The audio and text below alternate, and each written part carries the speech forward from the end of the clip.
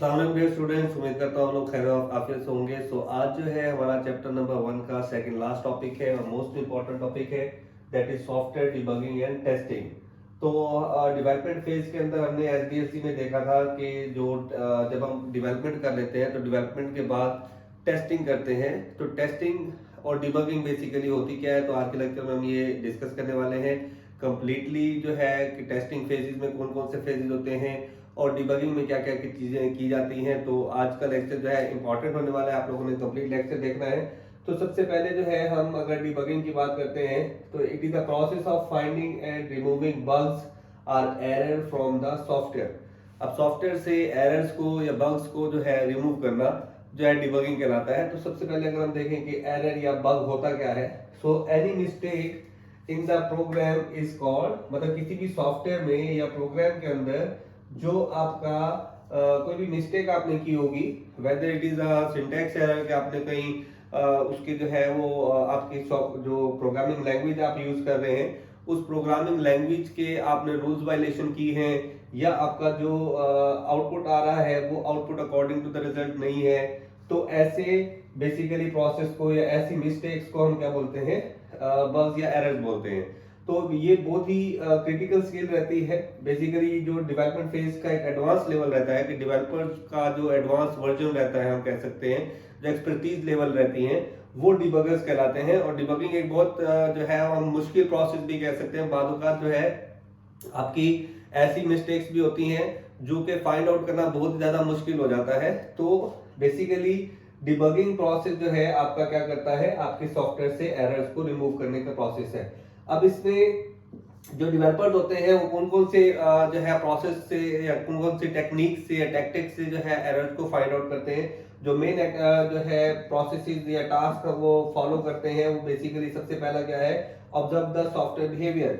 जब वो टेस्टिंग करते हैं या बेसिकली वो सॉफ्टवेयर को रन करके देखते हैं कि जो सॉफ्टवेयर के आउटपुट्स आ रहे हैं वो according to the desire requirements है या नहीं है, तो सॉफ्टवेयर बिहेवियर को चेक किया जाता है। इसमें फंक्शनल और नॉन फंक्शनल बिहेवियर देखा जाता है कि आया कि तमाम जो फंक्शनल रिक्वायरमेंट्स हैं वो भी फुलफिल हो रही हैं, और जो नॉन फंक्शनल रिक्वायरमेंट है जिसमें स्पीड हो सकती है, स्केलेबिलिटी हो सकती है, ठीक है, या उसकी जो लोडिंग स्पीड टाइम है वो हो सकता है।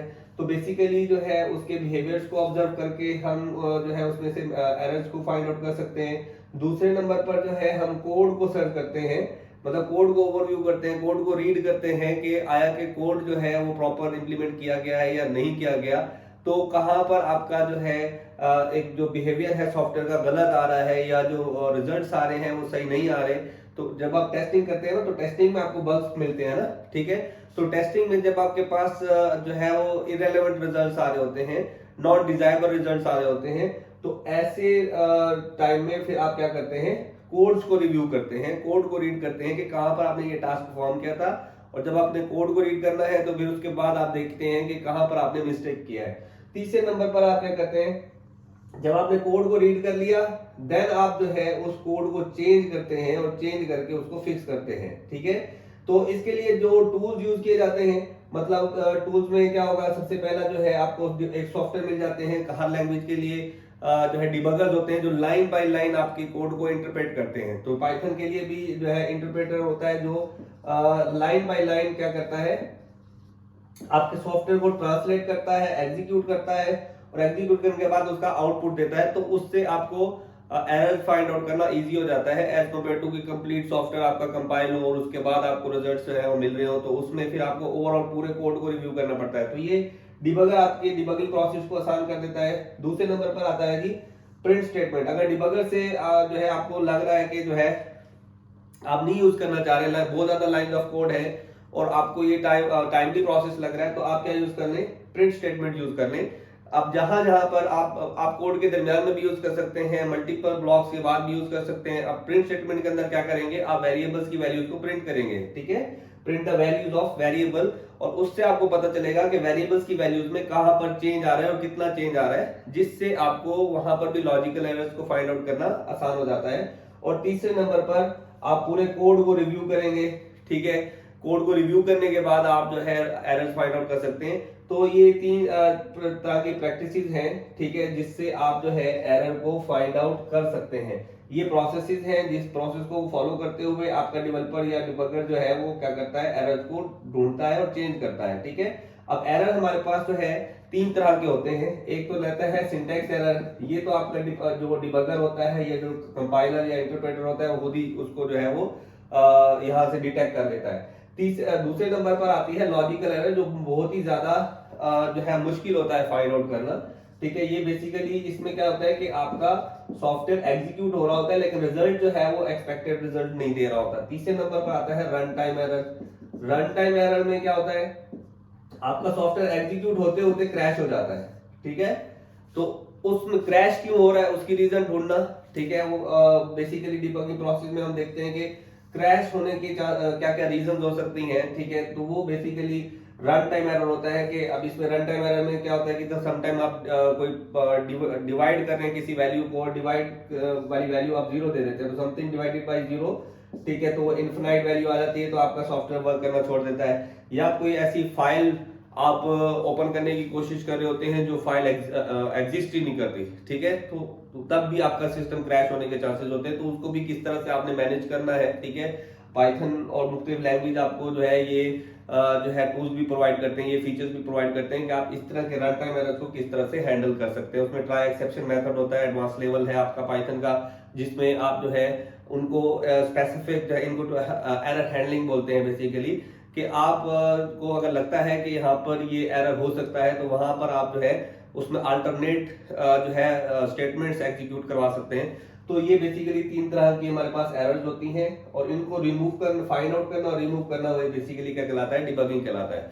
अब डिबगिंग आपने बात, जब आप डिबगिंग कैसे करेंगे, जब आप पहले टेस्टिंग करेंगे। ठीक है, टेस्टिंग में आपको क्या मिलेगा, कुछ जो है वो अनएक्सपेक्टेड रिजल्ट्स मिलेंगे, तब आप क्या करेंगे, उसको डिबगिंग करेंगे। अब टेस्टिंग बेसिकली क्या है, check the software to make sure it works correctly and meet all the requirement, कि आपका सॉफ्टवेयर जो है कंप्लीट जो है वो अकॉर्डिंग टू द रिक्वायरमेंट काम कर रहा है और जितनी रिक्वायरमेंट्स आपने उसमें ऐड की हैं वो सारी रिक्वायरमेंट्स उसमें शामिल है या नहीं है। अब इसमें क्या होता है कि आप सैंपल डाटा देते हैं, ठीक है, अपने सॉफ्टवेयर को, और सैंपल डाटा को देखते हैं कि आपका जो सॉफ्टवेयर है वो सैंपल डाटा को जो एग्जीक्यूट कर रहा है, जो रिजल्ट्स दे रहा है, वो एक्सपेक्टेड रिजल्ट्स है या नहीं है। अब इसको हम पहले से ही सैंपल डाटा के रिजल्ट्स अपने पास रख लेते हैं कि अगर हम इस तरह का सैंपल डाटा देंगे तो ये रिजल्ट्स बनेंगे। तो अगर वो सेम रिजल्ट्स दे रहा है तो देन तो वो सही वर्क कर रहा होगा, लेकिन अगर सही रिजल्ट्स नहीं दे रहा, लेट्स सपोज आपने दो वैल्यूज को सम किया है लेकिन वो,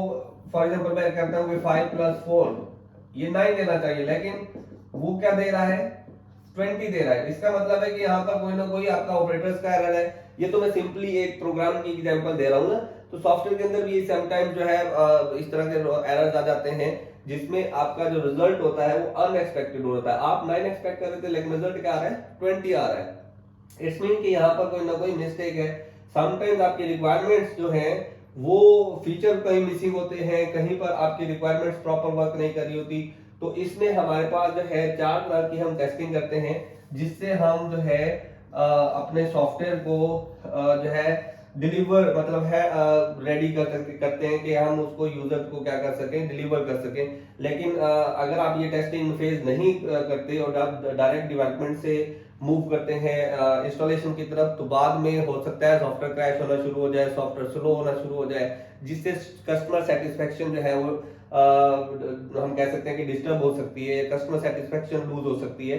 तो इसमें सबसे पहला जो टाइप्स है टेस्टिंग की, उसमें सबसे पहली चीज आती है यूनिट टेस्टिंग। मतलब आप इंडिविजुअल फंक्शन को, इंडिविजुअल फीचर को आप चेक करते हैं, इंडिविजुअल मेथड को आप चेक करते हैं कि वो सही से वर्क कर रहा है या नहीं कर रहा। वो सेम वही आप सैंपल डाटा देंगे और सैंपल डाटा के मुताबिक आप उसको चेक करेंगे कि वर्क कर रहा है या नहीं कर रहा। अब फिर क्या होगा कि जब आपने यूनिट टेस्टिंग किया तो फिर आप इंटीग्रेशन टेस्टिंग करेंगे, मतलब मल्टीपल फीचर्स को आप इंटीग्रेट करते जाएंगे और टेस्ट करते जाएंगे कि मल्टीपल कंपोनेंट्स इकट्ठे सही से वर्क करते हैं या नहीं करते।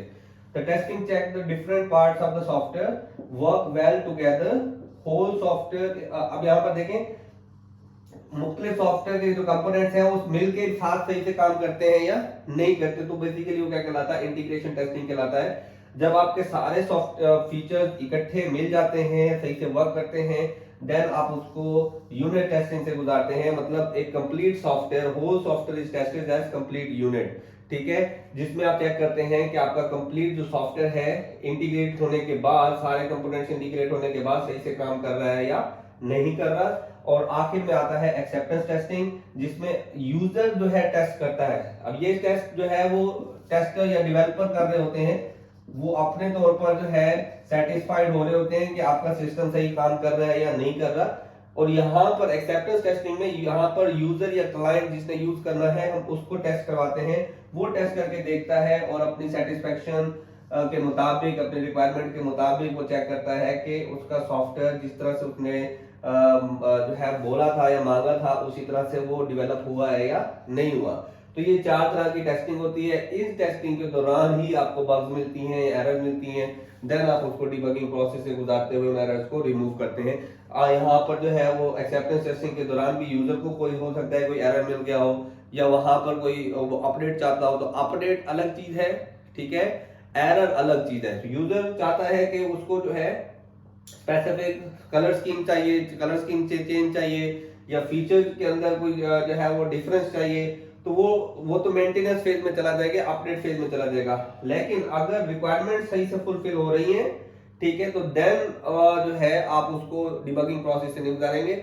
लेकिन अगर रिक्वायरमेंट फुलफिल नहीं हो रही, देन डिबगिंग प्रोसेस में आप उसको लेकर जाएंगे, ठीक है। तो ये बेसिकली हमारा जो है इंपॉर्टेंट जो है टॉपिक था टेस्टिंग एंड डिबगिंग का। तो होप सो कि ये आप लोगों को समझ आया होगा। तो मिलते हैं लास्ट टॉपिक के साथ, जो बेसिकली जिसमें हम डिस्कस करेंगे कि ऑल द डेवलपमेंट टूल जो रिक्वायर्ड होते हैं किसी भी डेवलपर को सॉफ्टवेयर को डेवलप करने के लिए। तो तब तक के लिए अपना बहुत ज़्यादा ख्याल रखिएगा। अल्लाह हाफिज़।